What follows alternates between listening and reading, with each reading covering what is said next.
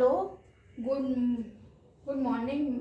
आज हम आपको गृह विज्ञान का गृह व्यवस्था का चैप्टर समझा रहे हैं जो है, और ये निकोलम डार्सी के अकॉर्डिंग है। आप देखिए गृह व्यवस्था। गृह, पहले तो आप ये जान लीजिए गृह व्यवस्था क्या है। गृह व्यवस्था है उपयोग, मतलब सीमित साधनों का।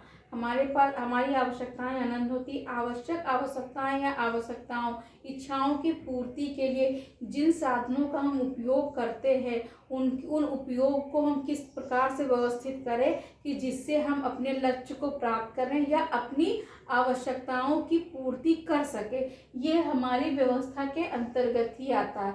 व्यवस्था के जो है अंतर्गत आता है कि हमको किस प्रकार से उन साधनों को व्यवस्थित करना है जिससे हमारे लक्ष्य की प्राप्ति हो सके। निकोलम डार्सी ने बताया कि आपके घर का वातावरण, मतलब आपके घर का माहौल क्या है, ये इम्पोर्टेंस रखता है कि आपके घर का माहौल क्या है।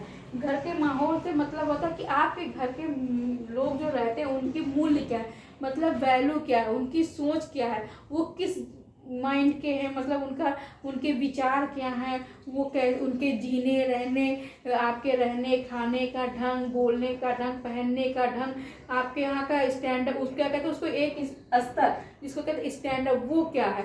तो उस हिसाब से आपका क्या डिसाइड होता है, मूल्य डिसाइड होता है। जिस हिसाब से आपका जैसा आपका मूल्य होगा, मतलब वैल्यू होगी, उसी के अकॉर्डिंग आपके घर का वातावरण का निर्माण होगा।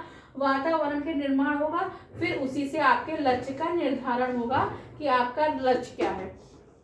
फिर घर के वातावरण में सबसे पहले आती समस्याएं, कि अपनी आवश्यकताओं को पूरा करके उनकी समस्याएं क्या क्या होती है। बहुत सारी घर फैमिली में रहते तो छोटी मोटी समस्याएं लगी रहती है, वो सारी समस्याएं, फिर उस समस्याओं को निर्णय लेना। अब निर्णय आप किससे लेते हैं, उन समस्याओं का निर्णय लेना चाहिए, तो निर्णय आप किससे लेते हैं। निर्णय लेने के लिए सबसे पहले किसकी आवश्यकता होती है, मानसिक प्रक्रिया, मतलब आपकी सोच ऐसी होनी चाहिए कि आप पहली तो सोच ऐसी हो कि निर्णय लेने में सक्षम हो। निर्णय लेने के लिए उसमें से आप कई परिवार के कई सदस्य होते हैं, तो उसमें आपको दोनों पॉइंट को लेके देखना पड़ता है कि हम ये ऐसा कर, जैसे होता कि कोई चीज़ हम कर रहे हो तो कभी सोचते ऐसा करना अच्छा रहेगा कि नहीं, एक मन कहता नहीं अच्छा है, एक मन कहता नहीं ये खराब है। तो जो निगेटिव, जो ना वाले साउंड होते हैं, जो ना को साउंड करते कि नहीं, वो क्या कहलाते हैं, आलोचनात्मक विचार कहलाते हैं। और जो हाँ वाले सब्जेक्ट होते हैं वो आपके सकारात्मक विचार कहलाते हैं, या फिर पॉजिटिव थॉट कहलाते हैं, निगेटिव थॉट। तो आपको पॉजिटिव व्यू से और निगेटिव, कहते हैं कि कोई भी काम करने से पहले पॉजिटिव और निगेटिव दोनों पहलुओं पे ध्यान कर लेना है कि पॉजिटिव व्यू क्या होगा आपका, निगेटिव व्यू, दोनों को देखना चाहिए। हम कोई भी निर्णय से पहले ऐसा थोड़ी कि हमारे अकॉर्डिंग जो चीज़ राइट है वो राइट ही है और दूसरे के अकॉर्डिंग वो चीज़ राइट नहीं। तो इस वजह से दोनों चीज, किसी भी निर्णय पर पहुंचने से पहले हम क्या करते हैं, नेगेटिव और पॉजिटिव दोनों थॉट्स पे विचार करते हैं, फिर निर्णय लेते हैं। फिर उसके बाद फिर व्यवस्थापन प्रक्रिया का क्या करते हैं, आयोजन करते हैं। आयोजन में किस कार्य के लिए हमें योजना बनानी है, किस लक्ष्य को प्राप्त करना, क्या उसकी प्लानिंग करती कि हमारे पहला स्टेप हमारा क्या रहेगा, हमें कैसे कार्य की शुरुआत करनी है, सेकंड स्टेप क्या रहेगा। जैसे मान लीजिए इसका स्टेप हम आपको एक एग्जांपल से समझ, जैसे घर में शादी है, घर में शादी हो कि हमें किसी की घर में शादी करनी है, तो उससे सबसे पहला स्टेप क्या आता है, भाई लड़की ढूंढी जाए। तो विचार होता है कि लड़की, रिश्ते आए। अब मान लो रिश्ते आ गए, तो रिश्ते आने के बाद कि आगे की बात कैसे बढ़े, तो फिर क्या होता है, लड़की पसंद करनी होती है। फिर स्टेप वाइज सारे रूल्स होते हैं कि नहीं, सारे प्रोग्राम्स क्या होते हैं, स्टेप वाइज होते हैं। तो वो भी हमारी प्रोग्रामिंग के अंतर, वो प्लानिंग के अंतर्गत ही आता है। तो वो भी प्लानिंग कि फिर हम लड़की देखने गए, फिर हमने इंगेजमेंट किया, फिर हम शादी होती है तो शादी, फिर तिलक करेंगे, फिर शादी में बहुत सारे स्टेप्स होते हैं वो करेंगे, फिर ऐसे सारे A to Z line wise, मतलब सीरियल वाइज, सीक्वेंस वाइज चलता है ना स्टेप। तो उसी तरह से प्रोग्रामिंग होती, वो एक कार्यक्रम की प्रोग्रामिंग हो गई। मतलब वो एक प्रोग्राम हो गया कि हाँ ये ओकेजनली, मतलब ये ओकेजन है, हमारे घर का गेट टुगेदर है या कर रहे हैं, या बर्थडे की पार्टी कर रहे हैं तो कैसे क्या कर, मतलब ये गेट, तो इसकी सबकी प्रोग्रामिंग होती। लेकिन अब वही घर में हमारे रोज डेली हम ऐसी व्यवस्था करते हैं, पर क्या कहते हैं हमें उसकी जानकारी नहीं होती है, इसलिए हम क्या करते हैं उस मैनेजमेंट के व्यवस्था के अकॉर्डिंग नहीं चलते हैं, और उसको हम क्या करते हैं नज़रअंदाज करते हुए चलते हैं। पहले तो अगर हम देखें तो स्टेप वाइज अगर हम रोज प्लानिंग करें कि हाँ एक दिन पहले प्लानिंग करें, सुबह मुझे क्या करना है, सुबह सबसे पहले मेरा क्या वर्क रहेगा, उसके सेकंड बाद उसके बाद मुझे क्या करना रहेगा। तो अगर हम डे का रूटीन फॉलो करें कि हाँ मुझे इसके बाद ये वर्क करना है, तो हम प्लानिंग हर एक चीज़ की करते हैं। आप पढ़ने की प्लानिंग करते हैं तो पढ़ने में सबसे पहला आपको कौन सा सब्जेक्ट देखना है उसकी प्लानिंग, सब्जेक्ट में आपका कौन सा टॉपिक वीक है, आप कौन सा टॉपिक देखते हैं उसकी, तो ये प्लानिंग हमारे जीवन मतलब लाइफ में हर एक छोटी से लेके बड़े स्टेप तक के चलती रहती है। संगठन में हम आता है उसको पूरा करने के लिए हम, और जो संगठन मतलब जिन साधनों को यूज कर ले उस संगठन उस योजना में लक्ष्य को पूरा करने के लिए जिन साधनों का हम उपयोग कर रहे हैं वो क्या है।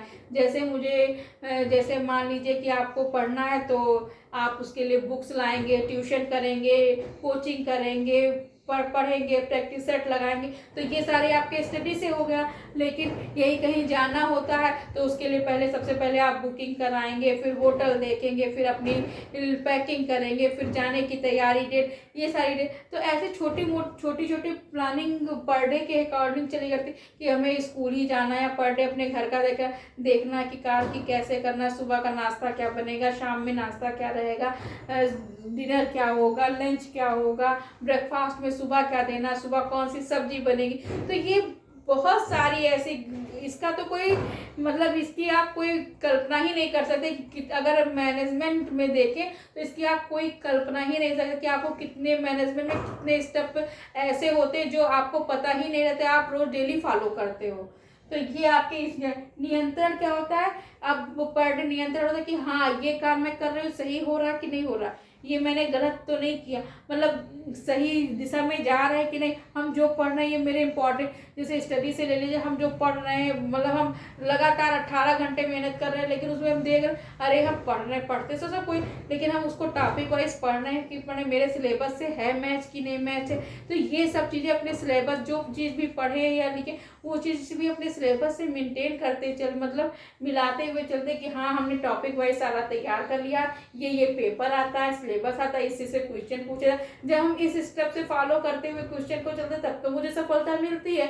बट अगर हम खाली हाँ हमने ले लिया ये कर लिया और हम पढ़ते चले जा रहे और वो इम्पोर्टेंट भी नहीं है तब भी पढ़, तो फिर वो क्या होती है, वो हम रॉन्ग वे पे चले जाते हैं, मतलब गलत, मतलब वो स्टेप हमारा क्या होता है गलत हो जाता है। तो फिर उससे क्या हमें फिर उसकी क्या जरूरत पड़ती है, मूल्यांकन करने की। अगर हमारी कमी रह जाती तो उस कमी, जैसे इस देर लग रहा है या कभी लक्ष्य नहीं भी पूरा हुआ तो हम उसका क्या करते हैं मूल्यांकन करते हैं कि क्या हमारी कमी रह गई, उसको अलग लिखते हैं, क्या क्या चीजें इसमें से मैंने सही की, उसको अगर लक्ष्य पूरा भी हो जाता तो मैंने क्या क्या फॉलो किया था उसको भी नोट किया जाता है, और क्या क्या नहीं फॉलो किया उसको भी नोट किया जाता है। पर क्या है कि हम लोग सिंपल लाइफ में देखें तो ऐसी चीजें, लेकिन हाँ करनी चाहिए, क्योंकि अगर आप गृह विज्ञान के स्टूडेंट हैं तो आपको हर कार्य होम मैनेजमेंट के अकॉर्डिंग, गृह व्यवस्था के अकॉर्डिंग करनी चाहिए। और कार्य करके देखे तो जिसमें देखा है कि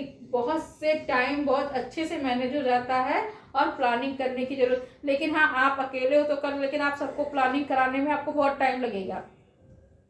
तो ये सारी चीजें हैं, ये गृह व्यवस्था के अंतर्गत आती है। तो व्यवस्थापन प्रक्रिया में योजना, संगठन, नियंत्रण, मूल्यांकन, ये निकल एंड डॉर्सी के अंतर्गत इन 4 स्टेप हमारे लिए गृह व्यवस्था में बहुत बहुत इंपॉर्टेंट रखते हैं।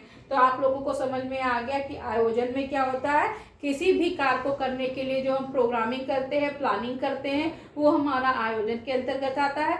उन आयोजनों में जो संगठनों का उपयोग करते हैं कार्य करने को के लिए जो साधनों का का प्रयोग करते हैं वो हमारे संगठन में आता है, नियंत्रण में आता है कि हम उसकी जो उसमें बीच बीच में जो हम क्या कहते हैं उसको निरीक्षण करते हैं कि देख रेख करते हैं कि हाँ हमारा स्टेप सही चल रहा है कि नहीं चल रहा है, ये कार्य सही ढंग से हो रहा है नहीं हो रहा, तो वो हमारे नियंत्रण के अकॉर्डिंग आता है।